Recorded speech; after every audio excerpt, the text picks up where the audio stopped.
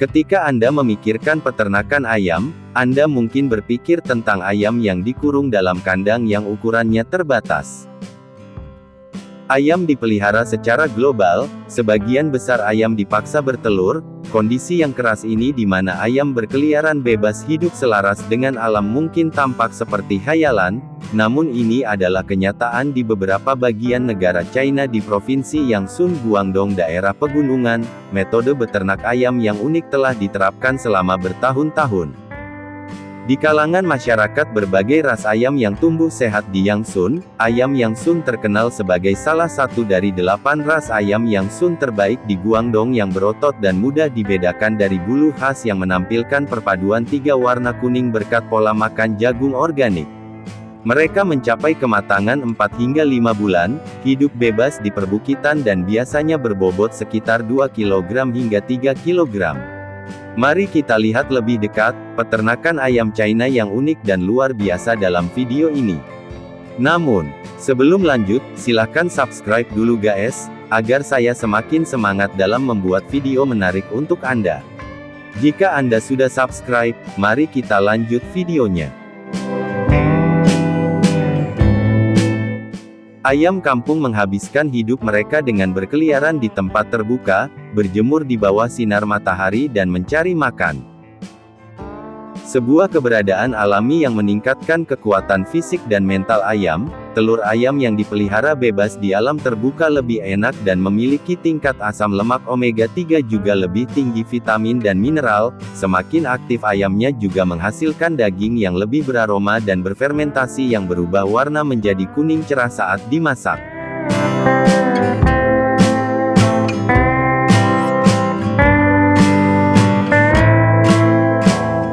Perjalanan peternakan ayam gunung dimulai dengan telur berkualitas tinggi dari peternakan terkemuka untuk dilakukan proses inkubasi, dengan suhu ideal sekitar 99,5 degrees dengan tingkat kelembaban berkisar antara 55 hingga 70%. Memerlukan waktu sekitar 21 hari bagi anak ayam untuk menetas dalam operasi penetasan skala besar seperti yang terjadi di Yangsun Provinsi Guangdong, China. Hingga 400.000 anak ayam ditetaskan tiap tahunnya. Anda melihat permintaannya benar-benar meningkat karena tempat ini awalnya hanya meneteskan 70.000 anak ayam per tahun. Anak-anak ayam tersebut biasanya dipindahkan ke kandang yang biasanya berlokasi di area terlindung yang tahan angin dan berventilasi baik. Sebelum menyambut anak ayam yang baru menetas, para petani melapisi kandang dengan sekam atau jerami yang telah didesinfeksi sepanjang 7 hingga 10 cm. Satu petak kandang dapat memuat 100 anak ayam selama 2 hingga 3 minggu pertama. Anak ayam tidak dapat mengatur suhu tubuh secara efektif sehingga pencahayaan yang terus-menerus akan membuat mereka cukup hangat untuk makan dan minum.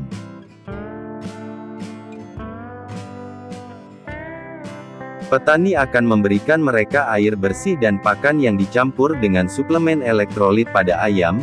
Anak ayam masih sangat lemah sehingga peternak akan menjaga semuanya tetap bersih, mencuci kandang mereka setiap hari dan juga memberi mereka obat sesuai resep dokter hewan. Petani juga menanam sumber makanan organik seperti sayuran hijau, disediakan agar mereka terbiasa dengan makanan di gunung. Pada hari baik, ayam-ayam tersebut dilepas liarkan ke bukit di pagi hari di mana mereka menghabiskan hampir sepanjang hari. Petani mengikuti dan menyiarkan langsung ayam-ayam tersebut untuk membangun basis pelanggan online untuk meningkatkan penjualan. Perbukitan tempat peternakan ayam dipenuhi pepohonan yang memberikan keteduhan dan kesempatan bagi ayam bertengger, bermain dan bahkan menangkap serangga. Makanan ayam kampung sama beragamnya dengan lingkungan sekitar dan pada musim panas para peternak hampir tidak memberi mereka makan karena ada begitu banyak belalang dan serangga lainnya di sekitar. Beberapa peternak menjadi kreatif dan mendorong ayam mereka untuk berlari lebih banyak untuk menangkap belalang.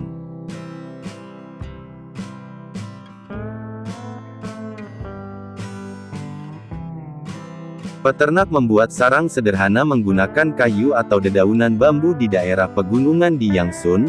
Lebih dari 50.000 ayam berkeliaran di 200 hektar perbukitan, bertelur di sekitar 30 kandang ayam yang dibangun tepat di puncak gunung. Kandang dan tempat tidur seringkali dirancang seperti ini untuk menghemat ruang dan meniru lingkungan alami, sedangkan sebagian besar ayam lebih suka bertelur di sarangnya. Hanya sedikit ayam yang memilih untuk meletakkannya di bawah pohon, di tanah seperti ini untuk memastikan tidak ada telur yang terlewat. Petani rutin memeriksa lumbung dan area jelajah untuk mengumpulkan telur satu persatu 2 kali sehari. Petani yang memiliki sekitar 7.000 ayam dapat menghasilkan hasil hingga 10.000 butir telur setiap hari, dan bayangkan jika petani memiliki ratusan ribu ayam, berapa banyak telur yang dihasilkan tiap harinya. Otomatis membutuhkan banyak orang untuk memanen telur ayam. Hal ini memberikan keuntungan bagi penduduk setempat karena peternakan dapat menyediakan lapangan kerja untuk penduduk setempat di daerah pedesaan.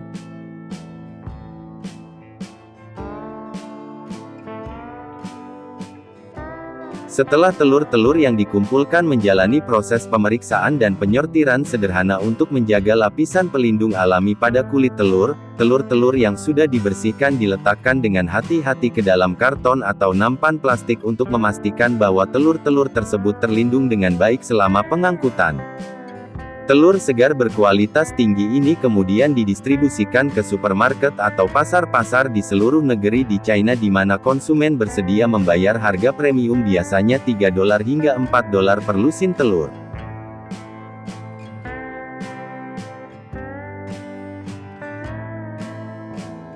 Berat ayam kampung saat panen bervariasi tergantung pada jenisnya, namun ayam kampung biasanya memiliki berat antara 1,8 dan 2,4 kg, sementara lebih ringan dibandingkan ayam kampung yang dikurung, memiliki lebih banyak massa otot dan lebih sedikit ayam gemuk ditangkap secara selektif di perbukitan dan diangkut ke rumah potong hewan setempat. Dalam operasi skala besar di peternakan ini, ayam dipanen secara massal dan diangkut ke pengolahan daging ayam.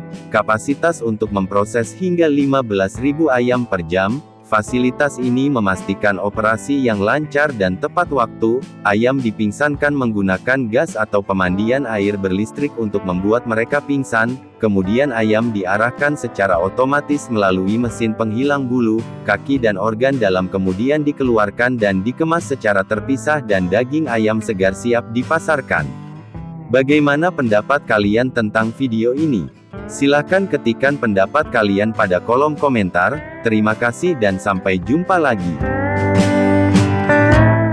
Burung walet diburu karena sebab sarangnya mempunyai nilai ekonomi yang tinggi. Burung walet menggunakan air liurnya untuk membuatnya, dan raja-raja serta kaisar-kaisar Asia pada zaman dahulu percaya bahwa mereka memberi nutrisi. Oleh karena itu, sarang burung walet telah dipanen selama ratusan tahun untuk dijadikan makanan bergizi. Namun karena medan yang berat, pengumpulannya sangat sulit. Mereka harus menggantungkan tangga di tengah gua, lalu menaiki tangga tersebut untuk mengambil setiap sarang yang menempel di dinding batu. Ini adalah pekerjaan yang sangat berbahaya dan para pemanen biasanya dilatih sejak usia muda. Hanya dengan melihat bagaimana mereka melakukannya, Anda akan mengerti. Terlihat jumlah sarang burung walet sangat banyak, namun kenyataannya hanya ada satu musim kawin burung walet setiap tahunnya, sehingga volume panen tahunan dari alam tidak banyak, yaitu sekitar 500 ton per tahun untuk satu negara. Negara-negara yang terkenal sebagai penghasil burung walet terutama berada di Asia Tenggara, di antaranya adalah Indonesia, Malaysia, Thailand, dan Vietnam.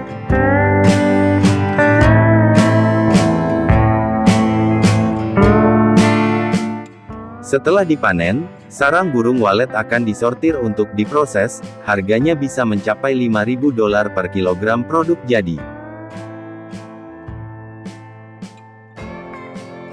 Namun pemanenan secara alami tidak cukup untuk memenuhi permintaan, itulah sebabnya budidaya burung walet menjadi populer. Untuk mengetahui model budidaya burung walet yang sukses dan mendatangkan keuntungan yang tinggi, simak terus videonya. Seperti yang saya sampaikan, tujuan budidaya burung walet adalah untuk memenuhi tingginya permintaan pasar, namun cara alami ini juga etis karena tidak merugikan burung walet. Kami akan menciptakan lingkungan yang meniru gua alami, dan kemudian menarik burung walet datang untuk membuat sarang dan berkembang biak. Setelah keluar dari sarang, petani dapat dengan mudah mengumpulkannya. Dan ini rumah burung walet, mereka merekam suara-suara dari gua untuk dimainkan setiap hari ditambah papan kayu menyerupai dinding gua. Yang istimewa dari cara ini adalah tidak perlu menyediakan pakan atau air, yang kita butuhkan hanyalah menjaga kegelapan, lingkungan lembab, dan bebas hama dan bisa terjadi 2 hingga 3 kali panen dalam setahun, bukan hanya 1 kali.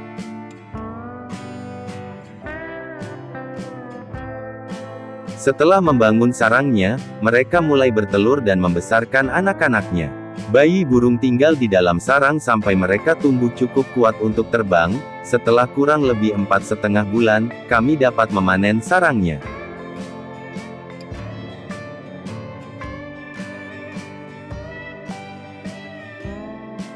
Saat ini, burung-burung kecil sudah dapat terbang. Sebelum dipanen kita perlu memeriksa apakah masih ada burung walet kecil yang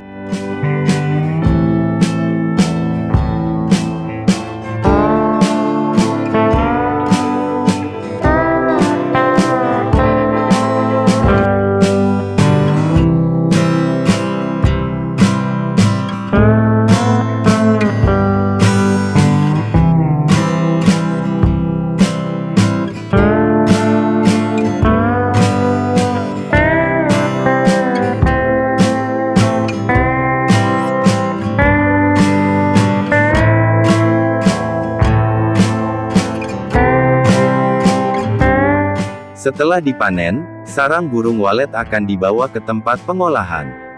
Yuk ikuti mereka untuk mengetahui cara pengolahan sarang burung walet.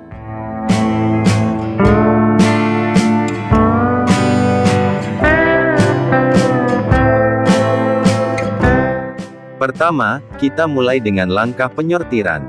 Pada tahap ini, sarang burung walet akan dibersihkan dan disortir ke dalam kelompok berdasarkan ukuran, warna, kualitas, dan keutuhan sarang. Semua bulu, kotoran dan debu akan dihilangkan dalam pengawasan yang diawasi. Proses pembersihan ini membutuhkan kesabaran dan harus sangat teliti. Pembersihan dilakukan dengan menggunakan pinset dan sikat. Kemudian sarang burung melalui proses pengeringan. Dan selanjutnya pada tahap percetakan, sarang tersebut dibentuk kembali menjadi seperti semula bentuk aslinya.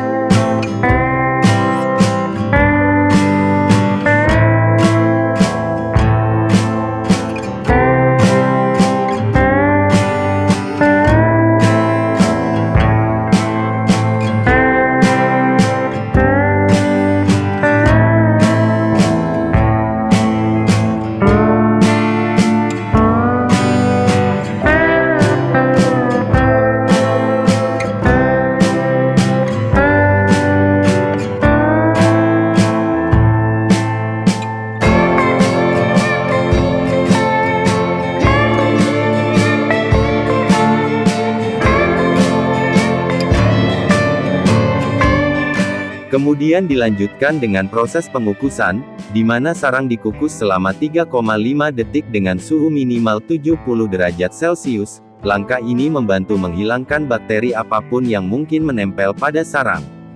Terakhir, sarang kukus tersebut dikemas dan siap untuk dijual. Bahkan pecahan sarang burung walet dimanfaatkan untuk membuat sup sarang burung walet. Produk ini terbuat dari potongan sarang burung walet yang dimasak dengan air gula. Karena nilainya yang tinggi tidak ada yang terbuang sia-sia. Nah gimana guys pendapat kalian tentang video ini? Silahkan ketikkan pendapat kalian pada kolom komentar ya. Terima kasih dan sampai jumpa lagi.